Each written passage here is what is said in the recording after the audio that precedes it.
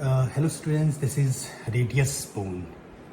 This is radius and this pointed end is radial styloid. So it is the lateral most part. And this end is around radial head. And this fits into the annular ligament and pronation, supination movement occur at this joint. This is radial tuberosity and bicipital tuberosity, and biceps tendon attaches to this side and helps in flexion.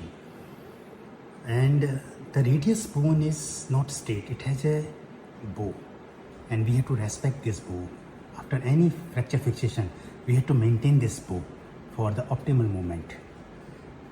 And this end, this flat end is volar end, and pronatus quadratus muscle is attached here. And this particular, you will see this particular depression is there, and this is a tubercle. It's a very important, it's called distal tubercle. And this hollow,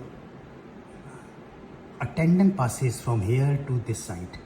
This is called EPL tendon, external pollicis longus, extensor pollicis longus tendon that passes. So that's why there is a furrow or depression over here. This part is distal tubercle.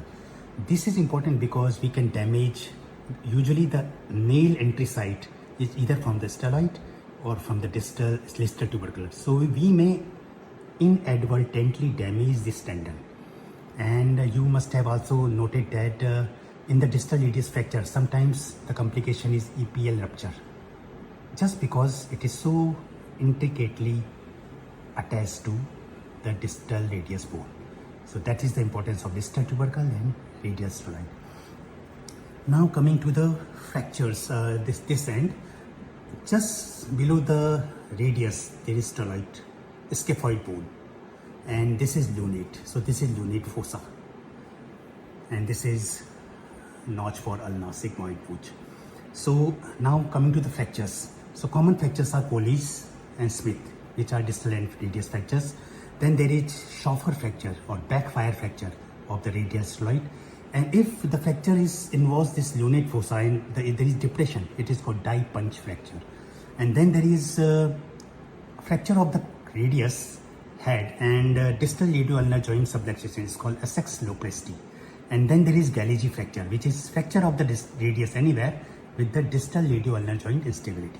So these are few important fractures with this bone. Thank you very much.